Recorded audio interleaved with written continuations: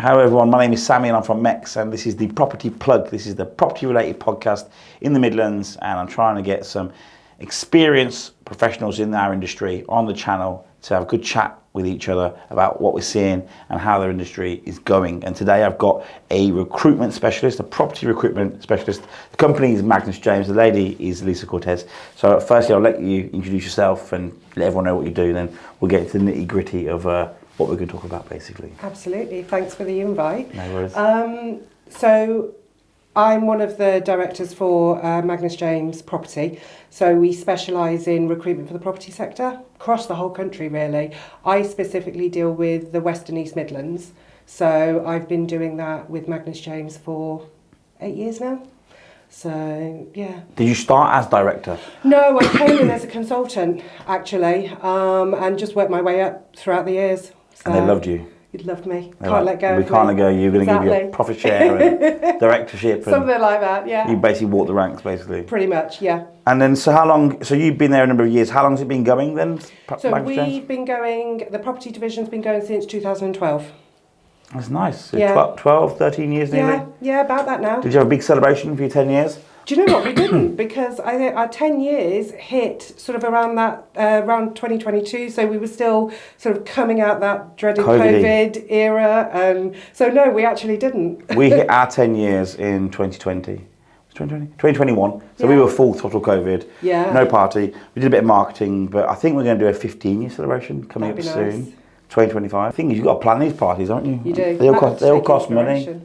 Sorry? I might have to take inspiration from that, seeing as we didn't do a 10-year one. I think you've got to water everyone, feed everyone, give them music, and then that sort of like fits the bill, doesn't it? Really. Absolutely, everyone. So that's what we're going to try and do. I can't guarantee it because I like to plan loads of things, but running a business just gets in the way. And you guys are trying to help us out a few times in the past because the biggest problem I find in business, it's also an asset in business, is staffing. So staff are amazing. They help run the business. They create wealth for everyone. But at the same time, when they leave or when they move on and you've got to replace, it's some of the most difficult times in any director's situation because you've got to spend hours and maybe even days searching and talking and interviewing, and that's where you guys come in, isn't it really? It's a big upheaval when you've got even just one member of staff leave, because it changes the whole dynamic in the office, and finding that right person to fill that gap, that takes time.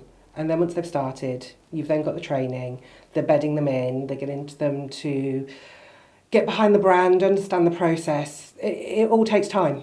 Yeah, and obviously recruitment agencies, what they do is tell us, what do you guys do? How would you help me out and make my life easier? So I think sort of people think that recruitment agencies, they'll advertise a job on job boards, get a load of applications, throw it all at the client and see what happens. There's so much more involved in it. Yes, we take down the details of the vacancy, we advertise the vacancy, but it's about relationship building, and you guys are buying into that relationship building that we've been doing for years across the area. So for me, as an example, I've been recruiting across Birmingham for over 8 years. So I've got a huge network of candidates that I've spent time cultivating, building relationships with, and effectively what you're doing using a recruiter is tapping into that network. So I get to know the client's culture, I get to know their ethos, I get to know their brand, I get to know what type of person fits within their business, because not everybody fits within every business. Of course. And it's about finding that right person. So you might get couple of applications from myself, for argument's sake, that I think fit, and it saves you time then, because ideally you're seeing those two, and out of those two you've got your person. Yes, you basically go through a big massive bag and just find a couple that we might like. Culture's huge in every business. Absolutely. And like you said, not everyone fits every business. We find we've got a young culture in our office, and if someone came in from a more mature, probably my generation, our age maybe, they may not fit into my actual ethos and the culture. So we've found that we've grown it through youth. If I go back to one of my stories, in 2020 November, I remember the date quite vividly. 6th of November it was. I lost 3 staff in one day. Wow. One was furloughed, one was because of the COVID pandemic, the lockdown as well it was. And 2 of them left on their own accord, and all 3 of them made their own business together. At that point, I had 1 staff left, and she's still here now. And from that point, I rebuilt the culture at MECS. Before, it was a very laddish environment, loads of guys working. And now I've got it very balanced. So we're hitting all different like parts of the culture. And it's just, the balance we've got in the office right now is great. And everyone gets on, everyone helps everyone out, everyone goes the extra mile for each other. And I learned the hard way, and it took me so much time to rebuild that. But the only blessing was offices were shut and COVID was like, no one went out of the houses. So no one really noticed. No. I just worked really hard to keep the business flowing during that period. And then since that period, we've just grown and grown. And I feel like if I use a recruitment company like yourself, they need to know what we are as a business, how we work. And if you know what they're like, then you can obviously find candidates for them. Absolutely. Do you have like a hot list of like candidates as well as like clients? Yeah, so similar to estate agents, we do have, you know, an ATS system, an applicant tracking system, and on there, you know, I think our countrywide database is knocking 40,000, something along those lines. So when we get a particular vacancy come in, we can effectively, as you guys would do when you get a property come in, you can sort of create a bit of a shortlist. And from that, I can work through and I can have a look at names and I can have a look at sort of conversations that I've had with people and again, also pull out from memory people in the area that I think, actually, do you know what? That person would be perfect for these guys. And what do you do? Call them, email them? Call them, email them, whichever way, whichever mode of communication is best way of getting hold of them, have a conversation with them, talk to them about the vacancy. And I'm a massive advocate for being really honest as well, because otherwise things come back and bite you down the line. So if there's little nuances that they particularly need to know, I talk about it from the off. Yeah. You know, there's no secrets or anything like that. There's nothing that might come out of the woodwork down the line. So really honest from the off, let them know exactly what the client's after and what the vacancy is all about, and hopefully it's right for them. Match people up. While you're talking then, I had a really interesting thought. Have you ever like placed anyone and then 3 years later on, another job's come available, you've called them and placed them again? Yes. And that's amazing, surely. What we try not to do, so if we place somebody with a client, they are absolutely out of bounds for at least 12 months. Okay. Absolutely. Generally, people come back to us when they're ready to look. Yeah. But I have had candidates come back to me on multiple occasions that I have placed on multiple occasions. Nice. And they will always come back to me when they are ready to look again. That's nice. Yeah. Nice little hit. Yeah. It's like selling a house to an investor, then renting it for the investor. And then in 2 years later when he wants to sell it, we call it the Big Mac, like 3 layers. Yeah, I like that. Every single layer is covered. And we love that because it's repeat business and it shows that they're trusting us. If you convert a buyer to a landlord to a buyer, you know, sometimes that's fantastic. It is. It's so estate agency and recruitment so similar. Absolutely. It's all about trust. All about trust. If you don't trust your recruiter, whether you're a client or a candidate, you don't have the faith that they're going to provide what you need. Mm-hmm. You know, it's not just about the invoice at the end of the placement. It's about having that long-term relationship. I spoke to a candidate the other day, just checked in on her after a good amount of time actually. She's still in the job I placed her in 6 years ago. Wow. And that for me, that is the biggest thrill. Yeah, the fact that I got it right. Yeah, of course. You know, that's when we get a landlord and we keep them for like 10 years and you're looking back thinking, geez, where's that life gone? Yeah. But they're stuck with you. Yeah. Sometimes it's hard to change agents, but sometimes they actually stay with you because they like how you operate. Yeah. As a business, how I run it, I try to always be on the end of a phone if things are going wrong for landlords. So day-to-day running of the landlord and the tenant stuff, I don't get involved with. I listen to what the staff say, but I don't talk to tenants and landlords. But if something goes wrong where they can't, you know, deal with my staff or they want a bit more advice, I'm there, always. I'm always there because they went with me because of me. And just because we've grown, I've stepped back, doesn't mean they can't have my time. I still share my time if it needs my sort of expertise. Yeah. I think that's what's nice about a small company as well. You can like go straight to directorship level and say, Sammy, what the hell are we going to do here? Yeah. Exactly. And I get clients and candidates call me and it's not because they're looking for a job or they're looking to hire, they just want some advice. And that I really like as well, because that again tells me that relationship is good, it's strong, there's trust there, and they value my opinion and my input to either their career or their business. Absolutely, it's like a reputation you built. That's what we try and do through social media. It's what we do the podcast as well. We do this because We want people to know that we are in property, we're experienced in property, we talk to other professionals in property. So our brain and knowledge is just growing just by talking to everyone every single day. And today, a gentleman called me. I probably not spoke to him in 11 years. He called the old number, which is still, we still got it. Yeah. He called it and he was like, "Oh, it's Razza." And I was like, "Razza, I haven't spoken to you for years." He goes, "Yeah, I've seen you everywhere. I've seen you got this house for sale here. You saw that one there. What's it worth?" I'm like, send me the deal. Yeah. Sent it. I was like, "Don't buy it. It's 30 grand too much." He's like, "Thanks for the advice. Let's get a coffee."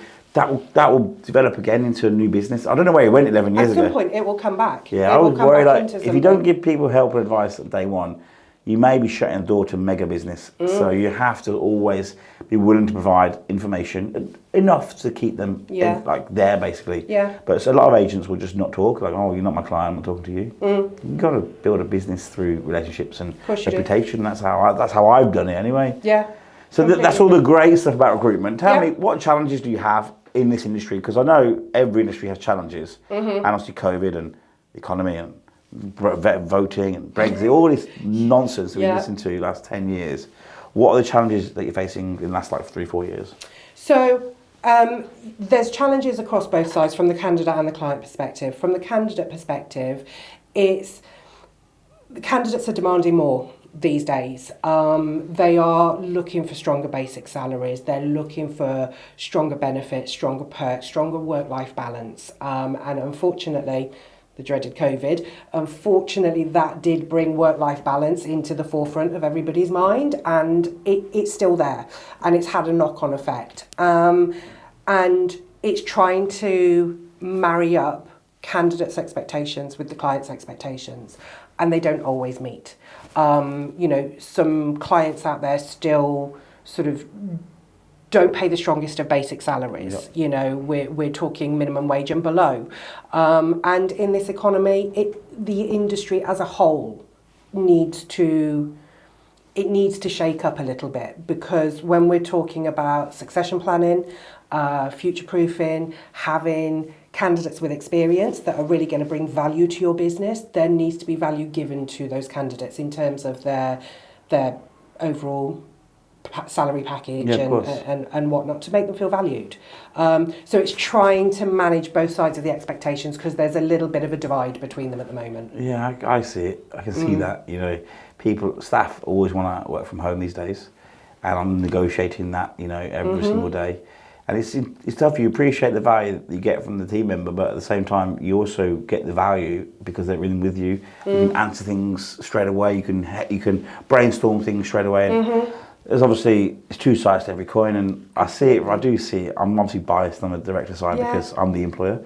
But at the same time, I've got a wife who works and she wants the benefits. Yeah. And when I hear her benefits that she gets, I'm like, no, can't give that much. And this is the thing, you get an experienced negotiator, for argument's sake, which are hard to come by, good quality negotiators, and you're trying to secure them roles and interviews, and they're interviewing out of industry for administration roles or roles that are, let's say, not quite so heavily sort of targeted with such big expectations, no weekends, basic salary that's 2, 3, 4 grand more than what they would get in a estate agency. It's a tough sell. It is a tough sell. So I think there is a divide there, and it's just trying to get the two to come a little bit closer. Do you find that candidates are a little bit too demanding in salary? Some can be way over the top, and we will quite honestly have that conversation and say, look, you are asking for above market. Absolutely, you're asking for above market. This is usually where the salary range for your position would sit. And if it's a hard no from them, it's a hard no from them at the end of the day. But if you're trying to get too much salary for your role and your experience, you just won't get a job. Exactly. And what's the point of trying to get too much if you're not going to get anything? Yeah. So I've employed loads of people over the years, and I've looked at hundreds of CVs, and I always like the CVs that have got really good life experience. They've been travelling, they've had a couple of different jobs, they've had different industries, and that's always worked for me. I always loved to look at those sort of CVs. Yeah. People that have worked in a company for 7 years, I'm just like, they're going to be so trained in one direction. I'm going to have to retrain them out of that. Recently employed someone with no experience. Yeah. Just as an offer. I like him, we got on well, he's in marketing, so got him in. I'm training him to be a negotiator. So I thought it would take a little bit less time, to be fair, but it's taken quite a while to get into the point where I'm happy. But he's there now. It took 2 or 3 months. That's like a multi-role. That's a marketing and viewings role and negotiator role, basically. Because I'm finding now marketing is so mega in any industry, by the way, but in lettings and sales, it's become ridiculous, if I'm honest. Like, we're sitting in a podcast room right now, all this gear. This is not normal. 10 years ago, you're not having this stuff. And the reason why some companies are doing this is because they're trying to build a profile. And we have found that marketing has become a massive part of our industry. Have you noticed that in other agencies or other industries in property sector, are they starting to employ more marketing people? So there are certain agents that absolutely are. Then you've got other agents that are still sort of, dare I say, a little bit more old school in their process, and they're not. I think it depends on who's at the helm and their belief in marketing. Some people still believe that just emails and phones and that's how you get business. I actually did a training session not so long back on exactly that, and the stats of how ineffective just emailing and just making phone calls were absolutely shocking. And they say there's a reason that the likes of Instagram and TikTok are so huge and have taken such hold. It's because it's visual, people buy into visual more. And marketing, absolutely, I think it's something that needs to be sort of embraced a lot more. Do you see like a Magnus James property marketing arm coming off the sort of shoot of this, or do you just incorporate it into Magnus James Property? We just incorporate it into Magnus James Property. To be honest with you, our property division, it's everything encompassing within the property division. So it could be PAs to directors right the way through to marketing, you know, through to anything really within that sector. Well, so you go from the bottom to the top? Administrators right the way up through to directors. Do you do international? No, we don't actually. It's the one area we don't. It's something that we've toyed with. I know one of my colleagues has specifically looked at sort of various international markets.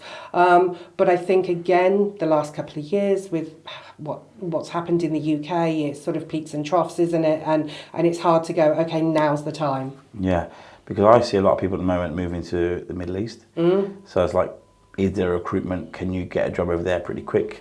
Sure, there's going to be there's going to be agencies over there helping you find jobs.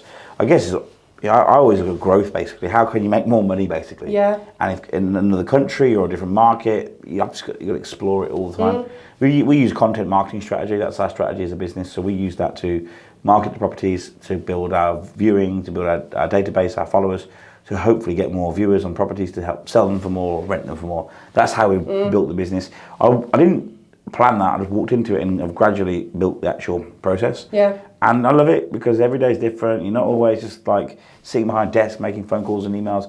And if I tell my team to make phone calls and emails, firstly, our emails are automatic. Our system just does it regularly. Yeah. We've got AI-based systems that do it. Phone calls, I promise you, 85% of phone calls go unanswered. They do.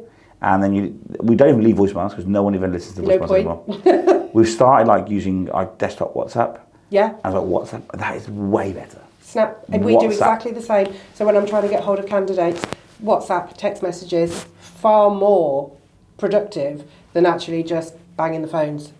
I literally gave them the work phone to all the team and said, look, just get the WhatsApp on the desktop, and they do everything with WhatsApp. Obviously, some stuff's goes through email, but the WhatsApp is like outbound messaging, outbound texting, faster. Yeah. People have got WhatsApp before email now. Yeah. When you wake up in the morning, banking first for me, by the way, WhatsApp, email. Yeah. So that's my little order, and then hi, good morning, wife. She knows where she's got. No, I'm joking. Oh, hi. Hi. Yeah. We're still married. So that's really interesting that the marketing is sort of becoming more important. So another question, which I guess a lot of employers want to know, is once you've got your candidate and you've interviewed them and you've given them the right package, all that stuff which you said you've got to do, how do you keep these people? How do you help them remain in the business for a long period of time, like 3-4+ years? As in remain with the client? Yeah, not with you guys. How would I as an employer help? How will I retain my staff? Got you. What do you need to do? Value them. absolutely value them. The biggest bugbear with candidates I find is that they just feel undervalued, they feel underappreciated, or, they have been promised XYZ and those promises haven't come to fruition 12 months, 18 months, 2 years down the line. It's about valuing them, looking after them, creating that culture, Like with myself, I've been with Magnus James for 8 years. There's a reason I've been there 8 years. It's because of the culture. It's because I know that, I'm valued, the benefits I've got, etc. It all weighs up. And if they can't get what you give them elsewhere, they're not going to go. Yeah.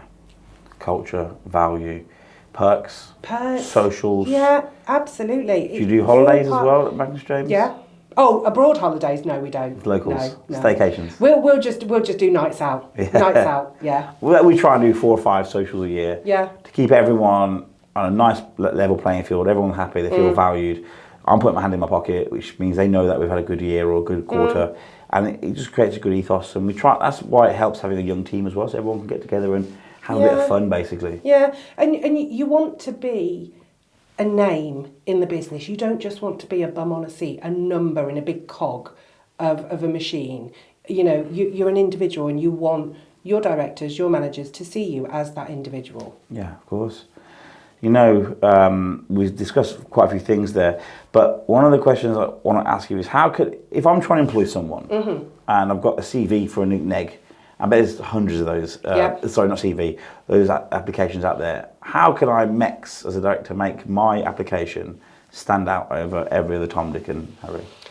It's about the slightest little things. It's the slightest little things that make the difference. I can have a candidate, for argument's sake, because the experienced people are in short supply, you'll find a good property manager, for argument's sake, might have 5 offers.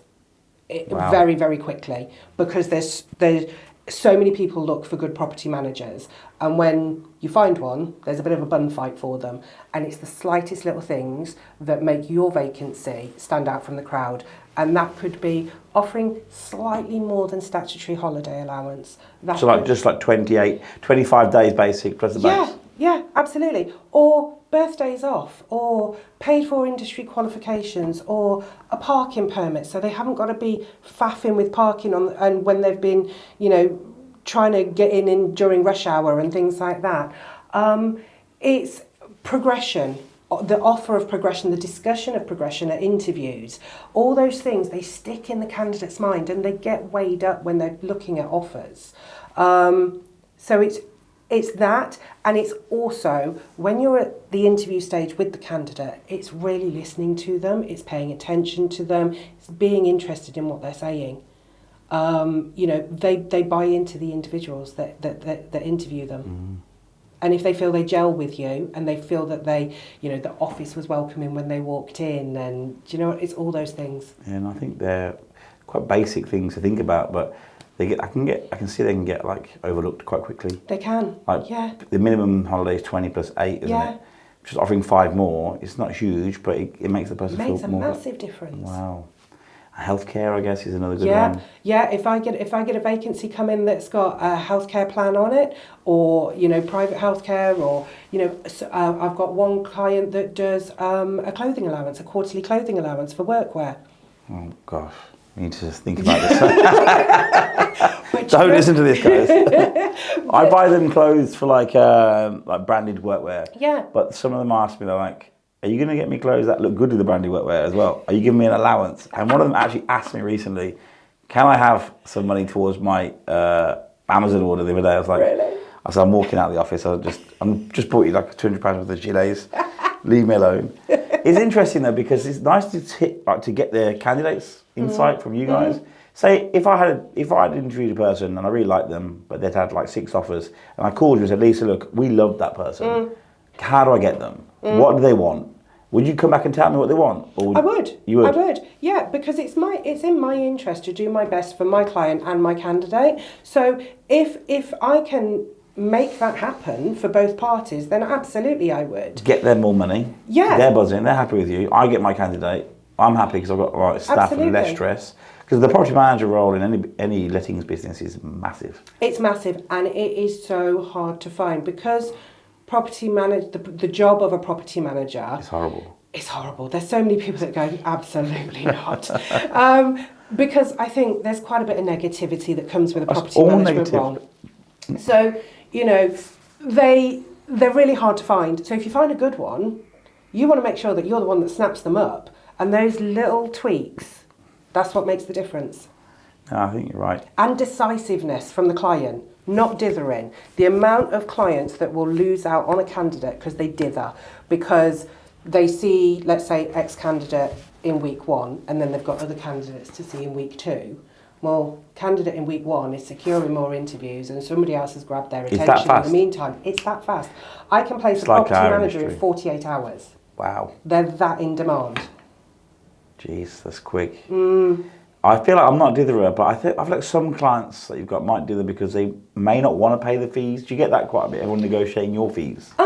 Not necessarily, because the clients that we work with, obviously not all of them, but the vast majority we've worked with for many, many years. So they see the value in it. When you're talking about sort of approaching new clients, yes, you've got to sort of, it takes a bit for you to build that relationship with them, for them to see the value in the recruitment process and the fee that goes with that. But I think once they've done a couple of roles with you and you build that trust, they actually see the value in it. Yeah. I've got clients that will say, oh my gosh, we just started using Indeed as well as using you guys, or for argument's sake, another job board, and they'll go, the applications that come through, it's a full-time job just dealing with them. And I'm like, that's what you pay us for. We've tried Indeed a few times, and you get like 800 CVs in 2 hours. It's mad how many people are looking for jobs, isn't it really? There's a lot of unemployed people looking to change, looking for more money. We find that. I find the economy, like, we're so reactive. We spoke about this earlier. Everyone's so reactive to what's going on around them, aren't they? Like, the property market like fluctuates hour to hour. Yeah. If the Labour come on and say, oh, there's a house price dropped by 0.03%, literally people stop looking at Rightmove and they just stop viewing houses. And they come on and say, there's been a 0.001% increase. Bang. Everyone's on it. And your viewing calendar's just empty. If the opposite happens, and I made lots of predictions on the property market. And so, during this current recession, I'm calling it, when Liz Truss crashed the effing market, I started doing a bit more of this video work. And I said, look, it's going to be about 2 years until we start seeing improvement. And I was bang on. But I don't know what's going to happen for the next 2 years because of the October budget coming out next end of this month. And they'll find some other problems to talk about, won't they, with the wars and stuff. Of course they do. Well, where do you see it going personally? Like, where would you like to see it go? Do you want to see property market prices come down?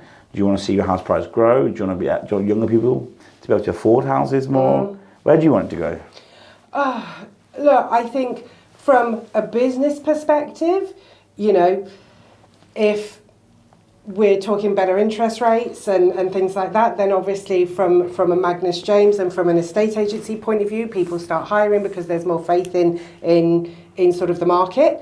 There's growth in the market. From a personal point of view, I want my house price to keep going up, you know. So it swings and roundabouts, I think. But I think certainly from a business point of view, we need stability. We absolutely need stability. And we don't have that right now. We don't. And the estate agency industry and the knock-on effect in recruitment for the property sector, the slightest little change in the economy, the slightest little tweak, and it's so reactive, as you were just saying. And that knock-on effect through all those different industries that it sort of dominoes through, that's our problem within the market at the moment. It just we need a period of stability. Do you remember a time of stability? Crikey. I remember a couple. A couple of periods in 2010, 11, 12. And then now it's always just up and down. It's just so up and down at the moment. You can't plan from day to day, and you just have to Just look after your customers. Make sure you've got good systems in place to looking at customers, because people still buy and sell property in weird markets. But you've got to have the right pricing structure and the right clients looking, and I guess that's what you do as a company as well. You've got a good reputation. You've got clients that you go back to. You've got candidates that always come back to you. Yeah. This is what you need to do. If you've got these fundamentals in the business, I think that it helps you survive through these uncertain, unbalanced times. Yeah. I believe the next 18 months there's going to be some good growth in house prices. I believe. I would love to see that. It helps my business. Personally, it helps me as well because I own property, which is good for me as well.